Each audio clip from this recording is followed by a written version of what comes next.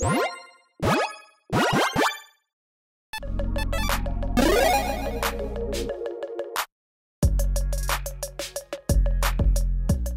everyone, Mitch coming in from the Commander's Core Studio. Welcome to the show. So you might have seen my episode from a little while back on what might be the most expensive card ever with, well, the One Ring and the One of One Ring. Yeah, this is going to be a serialized card where it is literally the only one in existence. And on that episode, I asked the question, is this going to be the most expensive card ever? And just a quick note, I am no expert on MTG finance, so yeah, I was mostly asking in the comments, hey, anyone out there think they know exactly how much this is going to be? Because, I mean, I think it's going to be very expensive. I have no idea how expensive it's going to be. And now apparently we might have an answer, or at least a starting answer, as to how expensive this card's going to be. Because apparently an MTG collector named Dan Bach has issued a $100,000 bounty on this card. Again, this is a serialized card. There is only one that is going to be in existence. The chances of opening it are astronomically small. This is like Willy Wonka golden ticket, but even more so, right? Because there are multiple golden tickets. This is the only one potentially able to be opened ever. So yeah, it's an incredibly rare card. I did not have $100,000 in my mind anywhere near that amount. And again, that is kind of like the starting asking price, essentially, it seems like. So that number could go up even from there. Now, I am probably never going to see this card. I mean, I'm definitely never going to see this card in my lifetime. I assume none of you will as well, but it's just kind of interesting to see. And again, kind of crazy, I think, a tiny piece of cardboard can hold that much value. When again, other pieces of cardboard that we have, you know, just like a forest is like 5 cents. But the exact same shape, the exact same size, exact same weight, just has a different picture on it, essentially. Yeah, is $100,000. So, crazy. So, yeah, here is the actual post from Dan Bach on this. I'm putting out a standing offer of $100,000 for the serialized 001 card, or beating the highest reputable public offer. The one additional constraint is that to take me up on this offer, you can't tell anyone you open it or post about before selling it to me. Edit, to clarify, you can take credit for opening it after you sold to me. I do not care about being the person who opened it. So, again, apparently a very legitimate offer, but also a very interesting offer in that, well, there wouldn't be much competition then if you're not allowed to actually, you know, post about it. Obviously, if you post, hey, I opened it, and you've got, you know, legitimacy with that post, then yeah, there might be a good amount of, you know, Magic collectors out there reaching out to you, and a bidding war might ensue. So, yeah, again, the actual kind of price tag on this card might end up being even higher than this $100,000. In fact, if I was to guess at this point, and again, comment below with your thoughts on it, I would be thinking it could end up being a lot more than that, because this is the type of card that, well, again, is a collector's dream, and it is one that, well, your average Magic player obviously is not going to get. I mean, except unless you open it, then probably sell it. But yeah, it's going to be going from, you know, collector to collector, probably just increasing in value over time. Much like we've seen with reserve list cards, because, yeah, those cards do not, you know, get reprinted. And this one obviously will never get reprinted either because, again, of that serialization. And speaking of reserve list cards, I did mention in that previous episode that, yeah, this card could be the most expensive non-reserve list card of all time. And, yeah, this is kind of guaranteed now, it seems like. So we shall see where this ends up.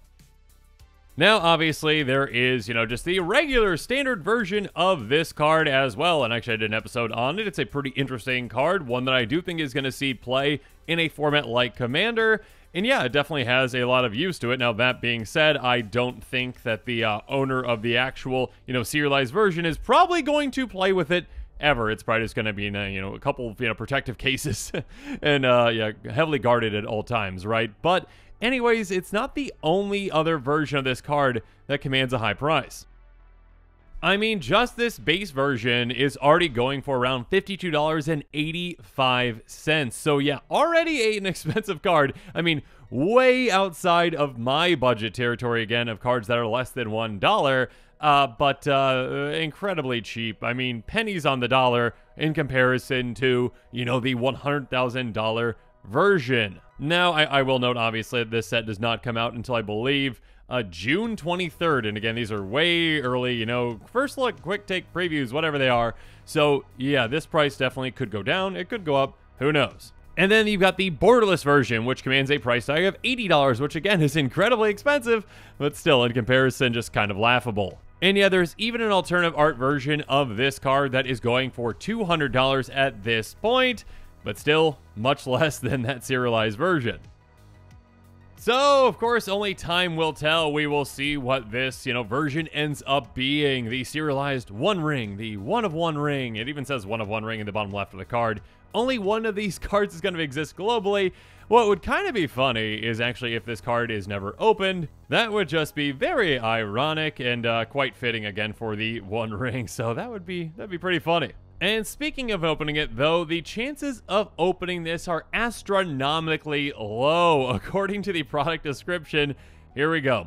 This card can only be found in an English language collector booster, and the odds of a collector booster, including the one ring serialized one of one card, is, get ready for it, less than 0.00003%.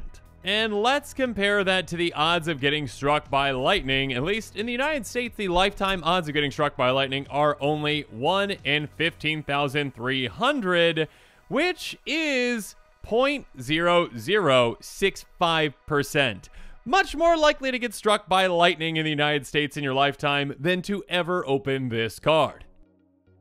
Now, there are also other serialized rings based on, the rings that are given to the elves, the rings that are given to the dwarves, the rings that are given to the mortal men. And yeah, those odds are much better than actually the serialized one of one ring, obviously, because, as you can see, 001 of 300, 001 of 700, 001 of 900, a lot more of these to go around. Not many at all, but still a lot more to go around. When it comes to the odds of opening these, according to the product description apparently, the odds of receiving a foil serialized soul ring are as follows. The Elven Ring Art, less than 0.01%. The Dwarven Ring Art, less than 0.025%. The Human Ring Art, less than 0.03%. So there you go. Apparently, those are the percentages. So, more likely to open these than get hit by lightning, and more likely to get hit by lightning than actually open up the one ring serialized one of one. And just a quick note, because I checked, no current estimated prices yet for the serialized versions or this other version of Soul Ring coming out in the Lord of the Rings, I believe, Commander product. So we'll have to see how expensive those serialized versions get. Nowhere near the actual, one of one, I am sure, but still quite pricey.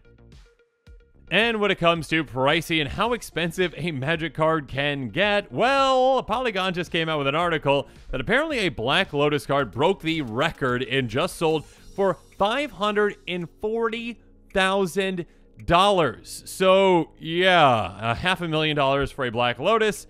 Now, it does say, but is the market topping out? Because apparently the previous one was, 510, and this one's 540. Still, it just shows how incredibly expensive these cards can get, how much certain collectors are willing to pay for them.